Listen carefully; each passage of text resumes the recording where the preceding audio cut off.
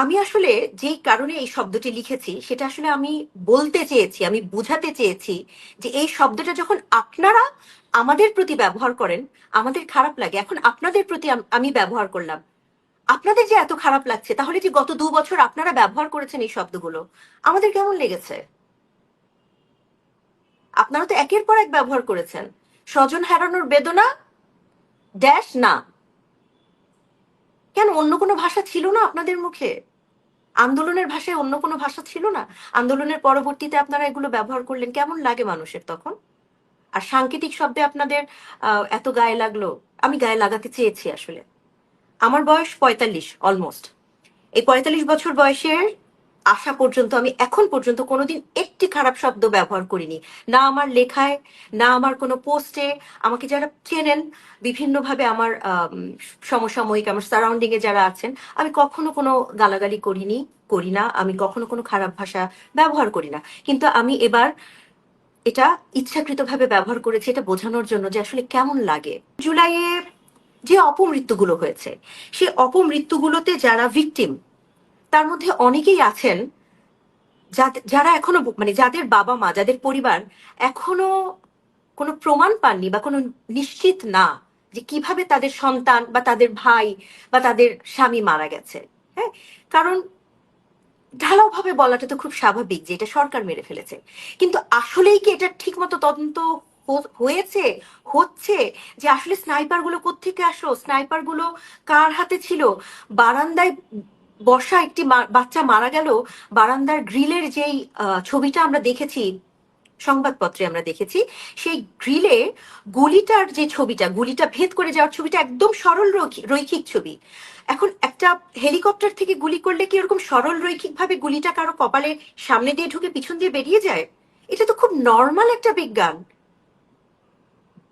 উপর থেকে গুলি করলে তো গুলিটা এভাবে করে ঢুকবে না। তাহলে সব সমান উচ্চতার কোনো একটা সামনের কোনো একটা দালান থেকে বা কোনো একটা ভবন থেকে এই গুলিটা করা হয়েছে।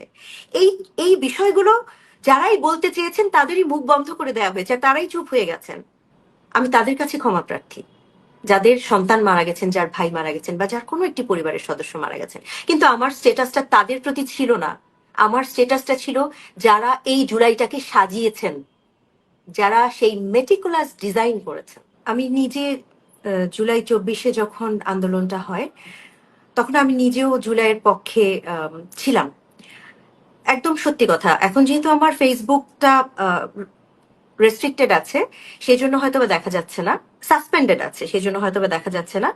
একটু পেছনে গেলেই দেখা যাবে, এবং ফেসবুকটা যদি ফিরে পাই আমার অ্যাকাউন্টটা, তাহলে সবাই দেখতে পাবেন যে জুলাই মাসে যখন কোটা আন্দোলন নাম দিয়ে যখন শুরু হলো, তখন আমি কোটা আন্দোলনের পক্ষে ছিলাম। মানে আসলে জুলাই আন্দোলন নামটা ছিল না, কোটা আন্দোলন নাম ছিল। আমি কোটা আম, আন্দোলনের পক্ষে ছিলাম, এবং 2018-তেও একবার কোটা বিরোধী আন্দোলন যেটা, তখন আমি এটার পক্ষেই আমি পোস্ট করেছিলাম যে আমি মুক্তিযোদ্ধা পরিবারের একজন সদস্য, আমার শ্বশুর মুক্তিযোদ্ধা। সেই জায়গা থেকে আমি দেখেছি যে ওই পরিবারের কেউ মুক্তিযোদ্ধা কোটা নেননি বা চাননি, বা এছাড়াও আমার আত্মীয় স্বজনের মধ্যে যারা ছিলেন মুক্তিযোদ্ধা সেই পরিবারেরও কেউ কখনো কোটা চাননি। সেই জায়গা থেকে আমি কোটা বিরোধী আন্দোলনের পক্ষে ছিলাম। এবং জুলাইতে যখন আবু সাইদের যখন মৃত্যু হলো, এবং যে ভিডিওটা আমাদের সবার চোখে সামনে আসলো, সেই ভিডিওটা দেখে অনেকের মতো আমারও কষ্ট হয়েছে। আমিও সেই ভিডিওটার একটি আবু সাইদের একটি স্কেচ তখন খুব ছড়িয়েছিল, সেই স্কেচটা দিয়ে সেই মৃত্যুর বিরুদ্ধে আমিও পোস্ট দিয়েছিলাম। তো এই জুলাইকে আসলে কটাক্ষ করবার কোনো ইচ্ছা তো আমার নিশ্চয়ই ছিল না। কটাক্ষ করার জন্য তো আমি জুলাইতে কোটা আন্দোলনের পক্ষে ছিলাম না। আমি বারবার কোটা কথাটা আমি আসলে একটু গুরুত্ব দিয়েই বলতে চাচ্ছি। কিন্তু পরবর্তীতে যখন দেখলাম এটা কোনো কোটা আন্দোলন না, হ্যাঁ, এবং খুব দ্রুতই আসলে আমি বুঝতে পারলাম যে আমি প্রতারিত। আমি যেটাকে কোটা আন্দোলন মনে করছি, ছাত্রদের আন্দোলন মনে করছি, সেটাতে আমি প্রতারিত বোধ করলাম। এবং এটা যখন হয়ে গেল যে আসলে আহ, একদম এক কথায় বললে এটা শেখ হাসিনাকে পতন করবার জন্য যে আন্দোলন। ঠিক আছে, আমি এটা যদি ধরেও নেই যে একটি সরকার পরিবর্তনের জন্য আন্দোলন হতেই পারে, সেটি যে কোনো সরকার পরিবর্তনের আন্দোলনের একটা একটা আমরা দেখেছি একটা ধারা। সে ধারার বাইরে গিয়ে যেভাবে ঢালাওভাবে গুজব ছড়ানো হলো, এবং প্রমাণ পেলাম আমি যেগুলো গুজব, ঢালাওভাবে যখন মৃত্যু হচ্ছে, যে মৃত্যুগুলো আহ, বলা হচ্ছে যে সেটা পুলিশের গুলিতে মৃত্যু, আমি অবশ্যই বলবো না যে পুলিশের গুলিতে কোনো মৃত্যু হয়নি। অবশ্যই পুলিশের গুলিতে কিছু মৃত্যু হয়েছে, কিন্তু যেভাবে ঢালাওভাবে বলা হতে লাগলো যে সব পুলিশের গুলিতে মৃত্যু, আহ হেলিকপ্টারের থেকে গুলি ছুড়ে মৃত্যু, এগুলো যখন বুঝতে পারলাম এবং এগুলো বোঝার পর তো আসলে সেই আন্দোলনকে সাপোর্ট করবার কোনো কোনো প্রয়োজনীয়তা আমি বোধ করিনি। কিন্তু তখনও আমার কাছে কটাক্ষ করবার কথা মনে হয়নি। জুলাইয়ের পর যখন 5ই আগস্ট আগস্ট যখন সবাই ধরে নিল যে তাদের কাঙ্ক্ষিত সেই স্বাধীনতা এসেছে, যে সরকার পতনের জন্য তারা আন্দোলন করছিল এবং এত এত গুজব ছড়াচ্ছিল, যে সরকার পতনের জন্য 7.62 বোরের গুলি ব্যবহার করে স্নাইপার দিয়ে মারা হলো এবং বলা হলো পুলিশ মেরে ফেলছে, সেই আন্দোলনের পর যখন তারা সরকার পতন করতে পারলো, নিশ্চয়ই একটা নতুন দেশের স্বপ্ন তারা দেখছিল, একটা নতুন আহ, বাংলাদেশ যেখানে সত্যি সত্যি বৈষম্যের ঠাঁই থাকবে না। যেই কথা দিয়ে ওনারা আন্দোলন করেছিলেন যে বঙ্গবন্ধুর বাংলায় বৈষম্যের ঠাঁই নাই, তো সেই বৈষম্য থাকবে না সেই আশাটা ওনারা করেছিলেন, হয়তো আমিও করেছিলাম। তাই সেই বৈষম্য যেন না হয়, বা যেই সংস্কার বা যে ভালো জিনিসের চাওয়াটা ছিল, সেই চাওয়াটা কি আসলে কোথাও কোনো অংশে পূরণ হয়েছে?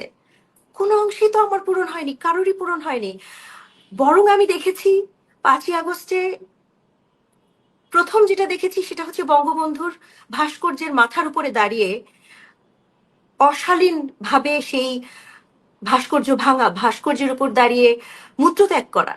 হ্যাঁ, যেই বঙ্গবন্ধুর বাংলায় বৈষম্যের ঠাঁই নেই এই স্লোগান দিয়ে, বা বঙ্গবন্ধুর বিভিন্ন স্লোগানের ছোট ছোট অংশ দিয়ে যেই আন্দোলনটাকে সার্বজনীন করবার চেষ্টা করা হয়েছে, প্রথমেই যখন দেখলাম প্রথম আঘাত বাংলাদেশের স্বাধীনতার যিনি স্থপতি সেই বঙ্গবন্ধু শেখ মুজিবুর রহমানের আহ ভাস্কর্যের উপর যখন দাঁড়িয়ে দেখলাম যে উল্লাস করছে, আমরা যখন দেখলাম যে আহ বাংলাদেশের সবচাইতে, বাংলাদেশ একটি দেশের সার্বভৌমত্বের প্রতীক, সেই দেশের সংসদ, সেই সংসদের ভেতরে ঢুকে যখন উদ্দাম নৃত্য দেখলাম, সংসদের টেবিলগুলো, এটা তো আমাদের কাছে একটা পবিত্র জায়গা হবার কথা ছিল, এবং আমি এখনো মনে করি একটি দেশের জন্য সংসদ সবচাইতে পবিত্র জায়গা। সেই সংসদের টেবিলের উপর দাঁড়িয়ে যখন দেখলাম, আমি অনেকগুলো নতুন কথা শিখেছি। একটি কথা বলি, ছাত্রীদের নৃত্য, হ্যাঁ, তাদের অশালীন অঙ্গভঙ্গি, বুঝতে আর বাকি তো থাকবার কথা না যে আসলে সেই জুলাইয়ের আন্দোলনটা কি আন্দোলন ছিল। হ্যাঁ, আমি 5 তারিখের আগেই টের পেয়েছি, কিন্তু 5 তারিখেই আমি প্রচন্ড পরিমাণে আমি কষ্ট পেয়েছি, এবং আমি আমি চেষ্টা করেছি যে ছোট ছোট করে আমি প্রথম লিখেছি আসলে যখন সংসদ ভবনে যখন সেই অশালীনতাটা হয়েছে, সেই উদ্দাম নৃত্যটা হয়েছে, যখন সংসদের টেবিলের উপরে পা তুলে সিগারেট টানছিল সেই আমি জানি না কারা, আমি একটু আগে একটা শব্দ ব্যবহার করেছি, আমি তখন থেকেই আসলে আমি এর প্রতিবাদ করা শুরু করেছি, এবং আমি যেসব বিষয়ে প্রতিবাদ করেছি আমি মনে করেছি যে সেসব বিষয়ে প্রতিবাদ করবার দরকার ছিল, সেজন্যই প্রতিবাদ করেছি। আমি আসলে যেই কারণে এই শব্দটি লিখেছি সেটা আসলে আমি বলতে চেয়েছি, আমি বুঝাতে চেয়েছি যে এই শব্দটা যখন আপনারা আমাদের প্রতি ব্যবহার করেন আমাদের খারাপ লাগে, এখন আপনাদের প্রতি আমি ব্যবহার করলাম, আপনাদের যে এত খারাপ লাগছে, তাহলে যে গত 2 বছর আপনারা ব্যবহার করেছেন এই শব্দগুলো আমাদের কেমন লেগেছে? আপনারা তো একের পর এক ব্যবহার করেছেন। স্বজন হারানোর বেদনা ড্যাশ না, কেন অন্য কোনো ভাষা ছিল না আপনাদের মুখে? আন্দোলনের ভাষায় অন্য কোনো ভাষা ছিল না? আন্দোলনের পরবর্তীতে আপনারা এগুলো ব্যবহার করলেন, কেমন লাগে মানুষের তখন? আর সাংকেতিক শব্দে আপনাদের এত গায়ে লাগলো, আমি গায়ে লাগাতে চেয়েছি আসলে। আমার বয়স 45 অলমোস্ট, এই 45 বছর বয়সে আসা পর্যন্ত আমি এখন পর্যন্ত কোনোদিন একটি খারাপ শব্দ ব্যবহার করিনি, না আমার লেখায়, না আমার কোনো পোস্টে।